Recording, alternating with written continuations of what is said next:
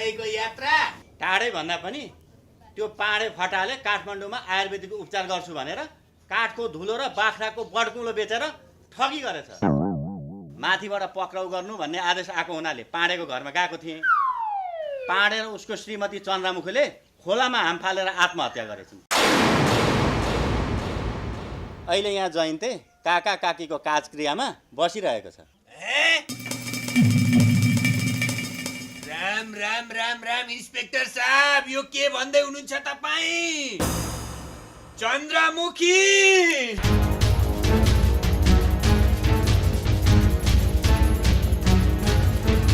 काका यस्तो ठगी केसको चाहिँ कति दिन हुन्छ काजक्रिया? जाम्ना 13 दिन नै हो नि। 13 दिन त जसरी पनि पुर्याउनु परेन। कति चोटि चाहिँ गर्नु हो तिम्रो काजक्रिया मैले? अब त साँच्चीकै मर्यौ भने पनि गर्नु पर्दैन होला, पुगिसक्यो। जयन्ते कसरी भयो यस्तो? के देख्नु पर्यो मैले यो उमेरमा? यो त्यही त काकु, म पनि आश्चर्यचकितमा परिराखेको छु। मान्छेको दिन दशा बिग्रिएपछि यस्तो हुँदो रहेछ। काकाको समय पनि खराब चलिराखेको थियो।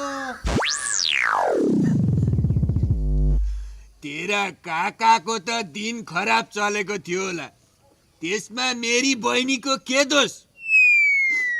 मलाई पहिल्यै शङ्का थियो यी फटा ज्वाइँले मेरी बहिनीलाई कहीँ न कहीँ भड्खालामा जाग्छन् भनेर। हेर त मेरी छँदा खाँदा कि सोझी बहिनीको जीवन बर्बाद गरेको। तेरा काकाले गर्दा आज मैले मेरी बहिनी गुमाएँ। सम्हालिनु पर्छ कि कसो?